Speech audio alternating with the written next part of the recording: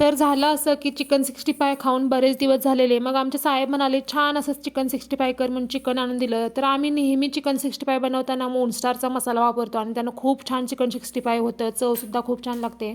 पण यावेळी म्हटलं चिंग्सचा चिकन 65 मसाला वापरून बघूया चिकन 65 कसं होतं. मग काय चिकन स्वच्छ धुवून घेतलं, 1 चमचा आलं लसूण पेस्ट टाकली, चिंग्सचा मसाला टाकला आणि 1 अंडं फोडून टाकलं. पण अंडं टाकल्यामुळे मसाला थोडा जास्तच पातळ वाटला म्हणून मी त्याच्यामध्ये थोडं कॉर्नफ्लोअर आणि थोडं तांदळाचं पीठ टाकलं.